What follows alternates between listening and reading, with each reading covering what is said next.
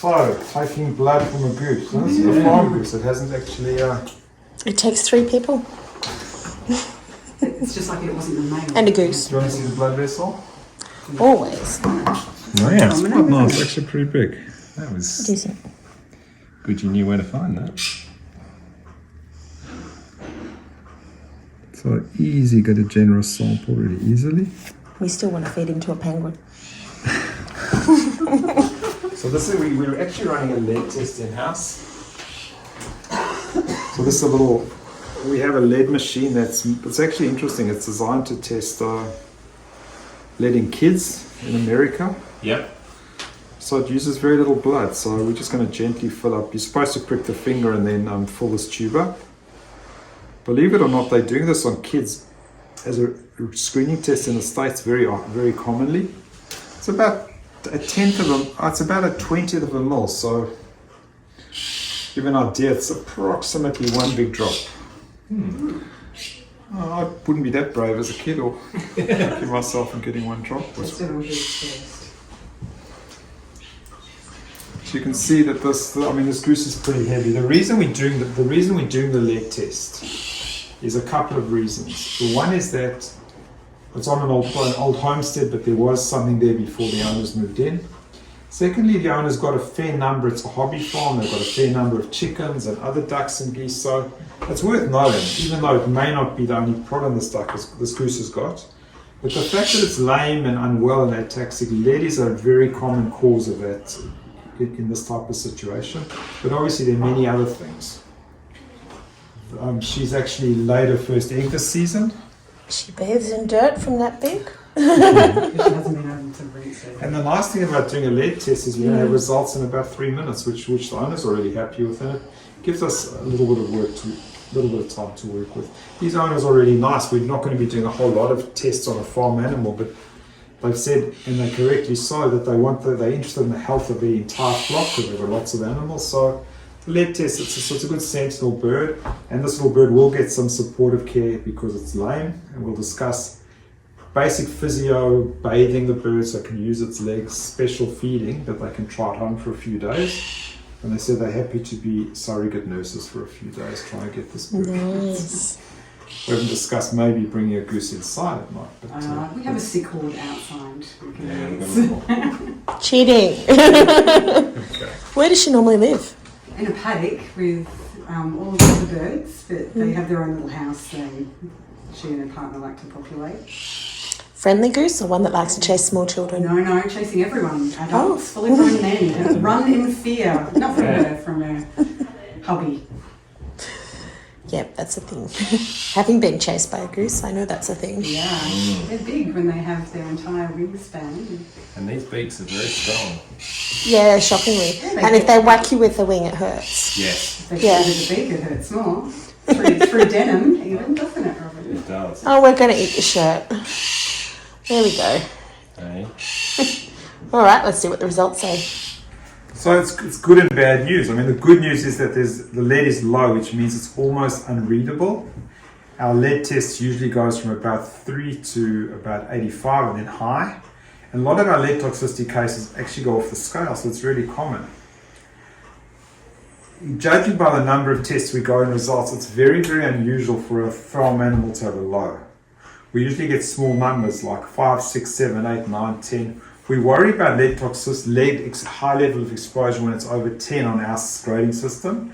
And over 25 we usually call lead toxicity. So, But these guys are happy it's not in their environment. well, I think because they've got a flock of animals, this is a really good thing because it's really, really difficult to drop that lead and get rid of it.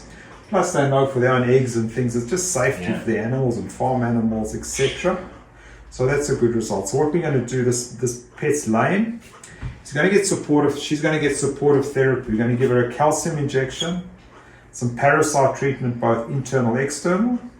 And we're also going to start on an antibiotic and possibly an anti-inflammatory. And we'll show the owners and maybe you guys how to do it, and how to give a goose a tablet will be demonstrated.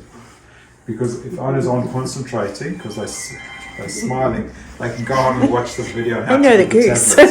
We concentrate very much when we're doing anything near the head end of the goose. If you want to guess the weight of this goose, you've got 5 seconds. 5, 4, 3, 2, 1. Look, the average egg-laying chicken weighs about 2 kilos, but this is big. So this is 6.63 kilos.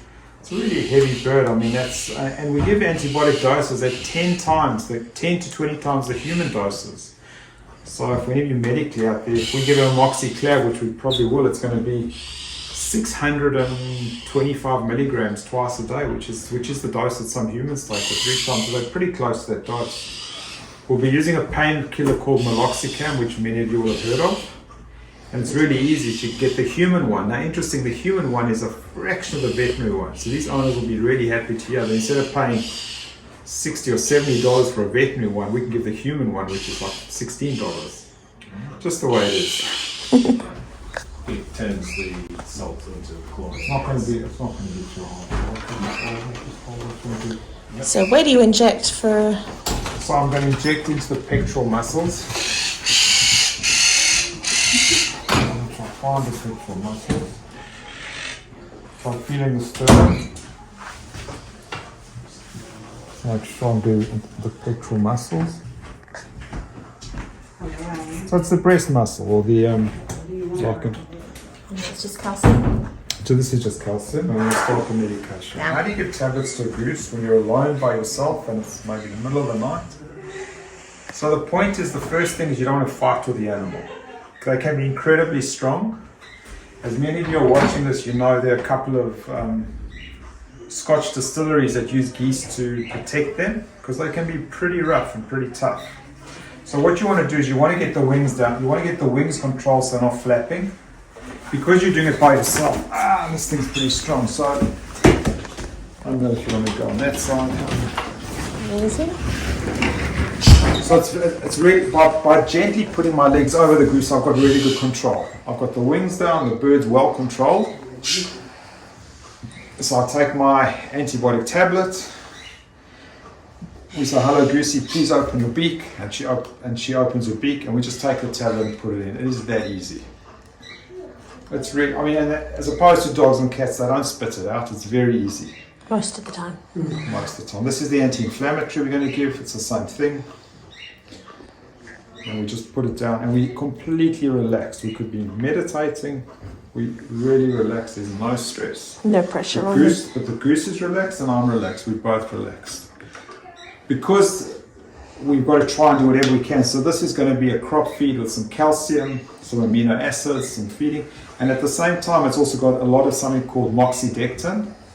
It's not a drug we generally use in farm animals, but I'm really trying to get migrating larvae and any type of internal parasites and lice and mice that this affects as well as baycox, which is a coccidiostat. But we've only got one chance to try and treat this bird. You're using a longer tube because a long neck. Well, I'm using a longer tube. So obviously this is not a lesson on how to crop feed a bird by yourself. Do you want to hold the head? If you want to just lift the syringe for me, that would make it That would easy. help. But this is a lesson on. Thank you. So what you can then do is, I'm not saying you'll be doing this in the middle of the night, but this is how easy it is to crop feed a goose. You pass the tube in, you take the tube out, and the bird's not really stressed. I'm not really stressed, and it's had all its meds. So we're going to do our best. We're just showing you for the video, which is quite interesting. This is what a wheelchair would look like. We're going to try and encourage the owners to take a wheelchair. This goose is down, it can't stand up, pretty much like a downer cow, they can't get up. And if they're down for long periods of time, you start getting bed sores equivalent. They've got a lot of down and stuff to protect them, so we're going to encourage the owner both to get the bird to swim, because it probably can still float in the water really well. I mean, this wheelchair does put some pressure, but it does enable them to be off the ground to some degree. But they're pretty cool. They were made specifically for rescue chickens that we've had with broken legs and things that we heal. But the owner can decide if they want to take this or not. Really cool.